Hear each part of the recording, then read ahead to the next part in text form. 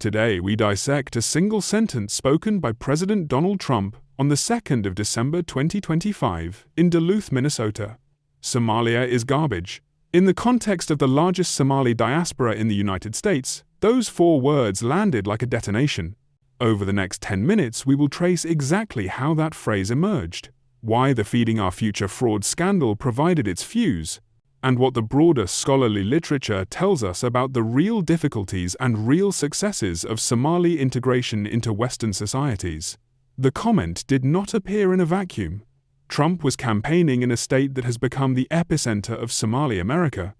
Minnesota is home to roughly 80,000 Somali immigrants and their children, most of them refugees who arrived after the complete collapse of the Somali state in 1991.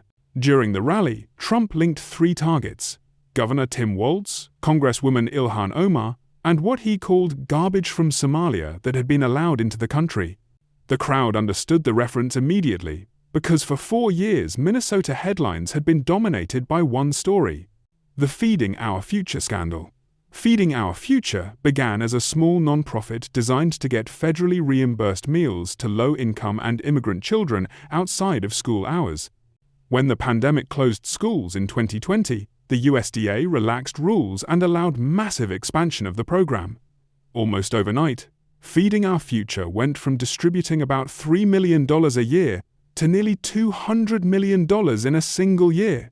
Dozens of new meal sites opened, almost all of them Somali-run.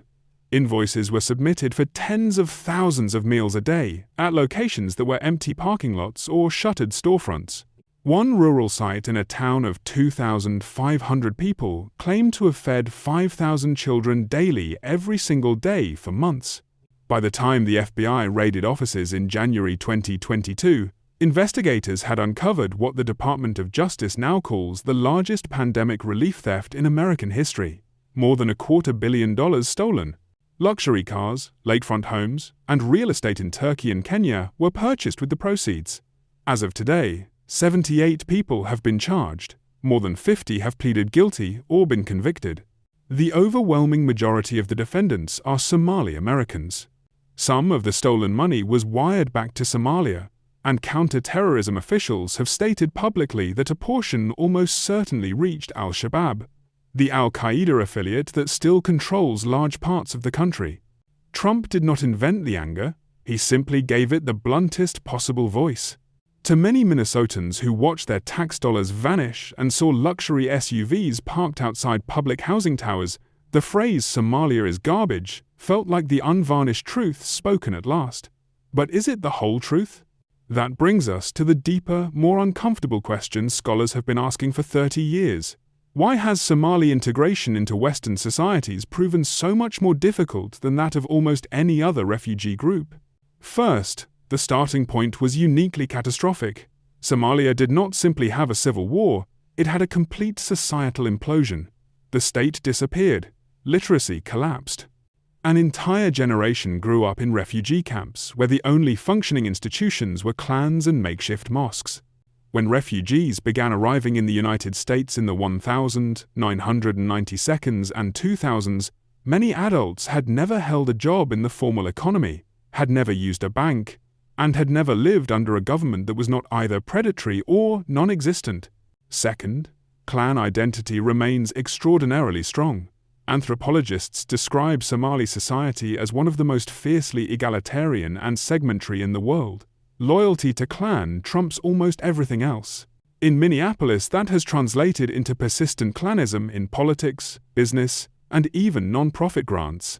Several researchers have documented how federal and state dollars intended for the community are sometimes captured by clan-based networks and distributed along kinship lines rather than need or merit. Third, economic integration has lagged dramatically. Adult unemployment in the Somali community regularly hovers between 20 and 30%, 3 to 4 times the state average. Youth dropout rates in some Minneapolis high schools have exceeded 50%. Remittance pressure is intense.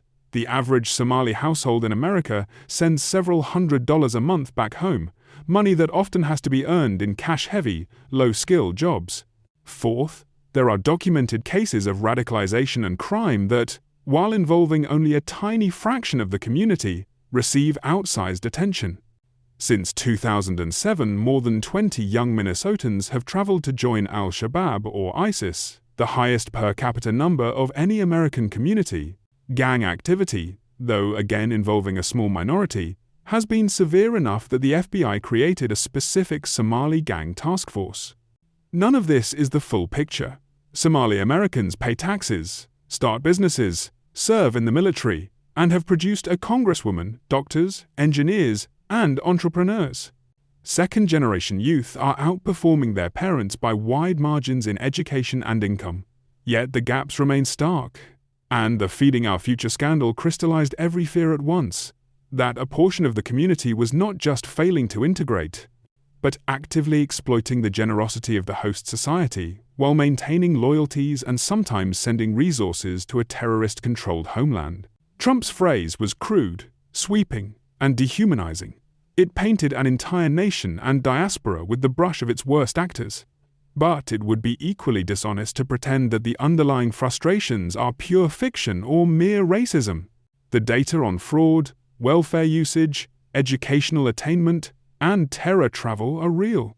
The scholarly consensus is not that Somalis are incapable of integration, it is that the combination of extreme starting conditions, clan segmentation, and inconsistent policy has made the process slower and more painful than almost any other refugee wave in modern American history.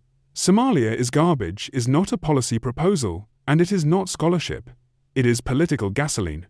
The harder task, the one that belongs to citizens, policymakers, and the Somali community itself, is to acknowledge the failures without abandoning the project of integration, to demand accountability without descending into collective blame, and to remember that nations, like people, are rarely garbage.